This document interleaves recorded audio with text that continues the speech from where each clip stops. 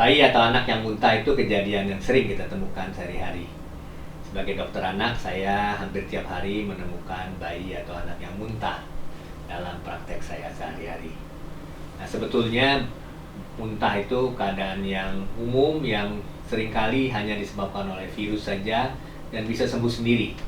Tapi memang ada muntah tertentu yang berbahaya yang memerlukan mungkin operasi untuk bisa menolongnya. Anda perlu tahu yang mana yang ada tanda bahayanya sehingga Anda perlu membawa ke dokter lebih cepat, mana yang Anda bisa tunggu di rumah saja dan bisa membaik dengan sendirinya. Untuk itu saya sudah membuat video sebelumnya, Anda bisa lihat di link di atas ini untuk video apa tanda bahaya pada anak yang muntah. Hari ini saya akan membahas muntah pada bayi dan anak, bagaimana mengatasi di rumah dan bagaimana mencegah agar tidak menular pada anak yang lain. Yuk kita bahas.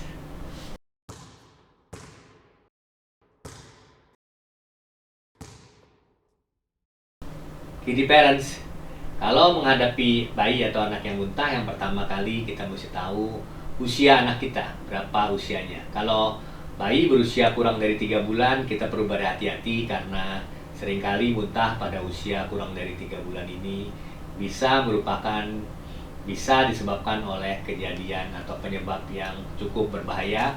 Misalnya ada sumbatan pada saluran usus 12 jari atau saluran usus lang sesudahnya, kita bisa menemukan kelainan-kelainan seperti itu.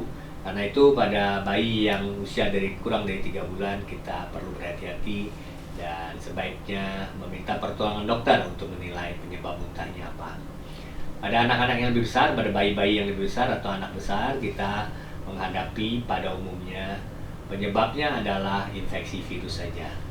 Infeksi virus kita tahu sebetulnya tidak memerlukan obat apa-apa dan dia bisa sembuh dengan sendirinya karena pertahanan badannya itu membuat perlawanan terhadap virus dan bisa mengusir virus itu ya kurang lebih dalam 2 hari. Tidak memerlukan pengobatan macam-macam, dengan mengatasi muntahnya saja kita bisa menghindarkan anak-anak kita dari akibat yang lain. Nah, pada anak-anak tertentu ini kenapa bisa terjadi infeksi virus? Umumnya karena anak-anak ini sering memasukkan tangan ke mulut pada usia-usia 1-3 tahun. Kita lihat anak-anak itu seringkali masih kadang-kadang memasukkan jarinya ke mulut. Memang biasanya fase oral itu di bawah 1 tahun, tetapi kadang-kadang ada yang berlanjut masih sering memasukkan segala sesuatu ke dalam mulut.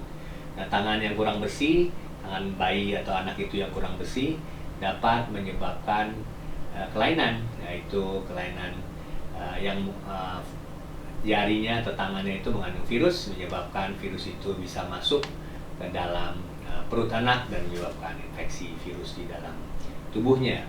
Nah, keadaan ini yang bisa membuat anak menjadi muntah. Nah, biasanya bukan hanya muntah, anak itu juga merasa mual, ada diare, ada demam, dan kadang-kadang juga ada sakit perut. Nah, pada anak-anak yang demikian jangan khawatir, sebetulnya bisa sembuh sendiri.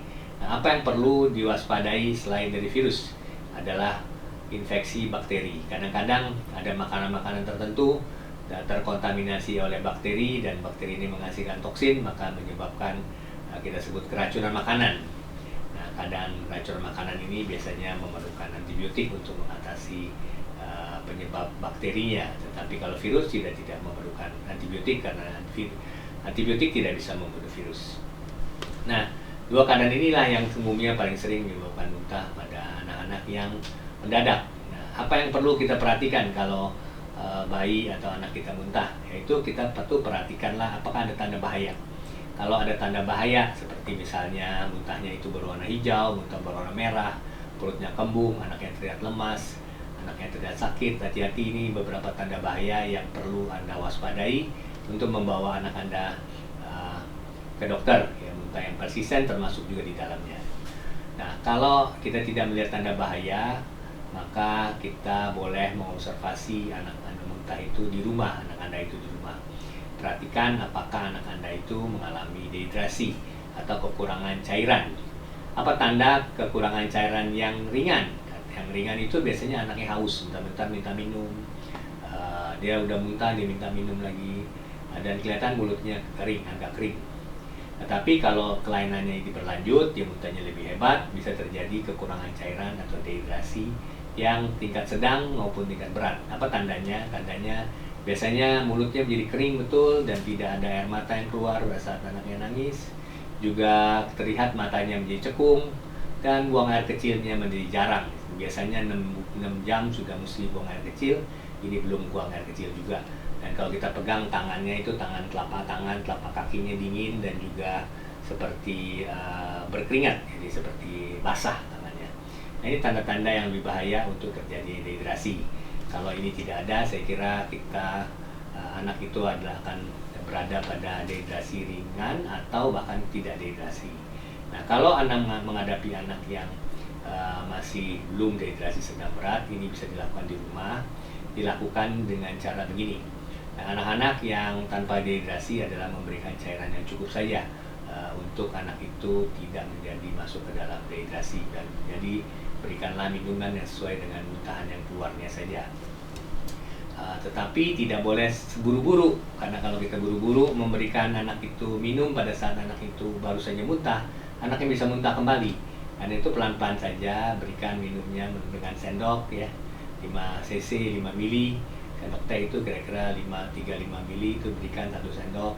Kemudian tunggu lagi sekitar 5 menit, berikan lagi 1 sendok, dan seterusnya agar kita bisa mengatasi keluarnya cairan yang keluar melalui muntahan. Tetapi bila anak itu sudah dehidrasi ringan, anaknya haus terus dan juga kelihatan mulutnya mulai kering, maka kita perlu memberikan cairan lebih banyak. Cairan yang diberikan adalah cairan oralit, cairan yang mengandung gula dan mengandung elektrolit yang cukup, dan itu sudah diatur dosisnya, kadarnya, dan kita tahu bahwa oralit itu yang terbaik untuk mengatasi keadaan ini. Jadi misalnya jus buah atau juga minuman-minuman yang khusus untuk keadaan sudah berolahraga itu tidak cocok untuk keadaan seperti ini. Jadi sebaiknya gunakan saja oralit dalam keadaan seperti ini. Berikannya berapa banyak? Nah, biasanya kita hitung 10 mili, 10 cc 10 mili per kilonya. Kalau anak itu beratnya katakan 20 kilo, maka kita berikan 200 mili dalam 4 jam. 20 kali 10 kan 200. Nah, itu jumlah itu yang kita berikan dalam 4 jam. Tapi tentu tidak boleh cepat-cepat, yaitu kita berikan kira-kira 5 mili tiap 5-10 menit sekali. Jadi 1 sendok teh setiap 5-10 menit sekali sampai tercapai jumlah yang tadi kita hitung. Nah, kalau kita bisa mengatasi keadaan itu dan kita lihat 2-3 jam tidak muntah, maka anak baru boleh diberikan makan. Tapi kalau belum melewat keadaan itu, jangan berikan makan dulu, karena kalau minum pun muntah apalagi makan. Jadi kita biasanya menghindari anak-anak untuk cepat-cepat diberi makan pada keadaan anak yang muntah. Nah, apalagi yang Anda bisa dilakukan di rumah, yaitu memperhatikan apakah muntah ini persisten, terus-menerus, tidak menghilang-hilang, makin hebat, atau muntahnya makin menurun frekuensinya dan jumlahnya dalam 24-48 jam dari mulainya muntah.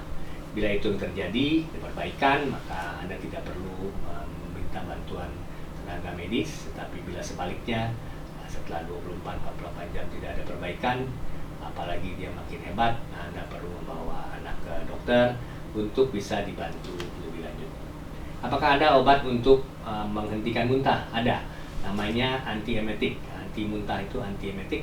Obat ini diperlukan resep dokter untuk mendapatkannya, karena obat-obat ini perlu diawasi penggunanya oleh dokter agar tidak terjadi hal-hal yang tidak kita inginkan. Jadi jangan menggunakan obat muntah sendiri, karena ada potensi bahwa ada sesuatu di belakang penyebab muntah itu yang perlu diwaspadai dengan segera. Dengan memberikan obat muntah kadang-kadang tidak terlihat dan bisa menyebabkan kelainan-kelainan yang tidak kita harapkan.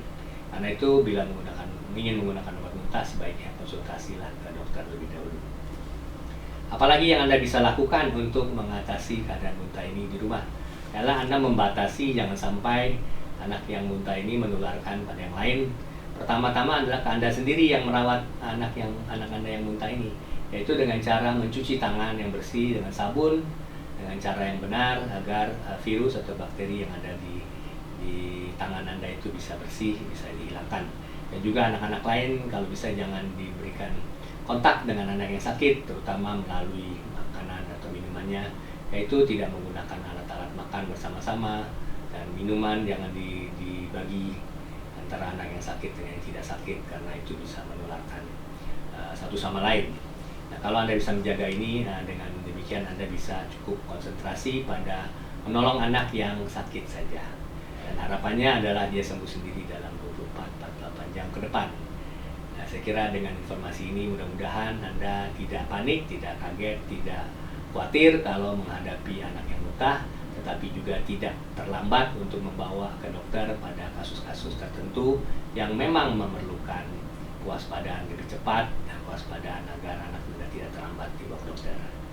Ini adalah sharing saya minggu ini. Saya Hanif Fauswari. Buat Anda yang belum mengenal saya dokter anak. Saya konsultan gastrohepatologi anak, konsultan untuk pencernaan dan hati anak. Dan kita akan berjumpa kembali pada berikutnya.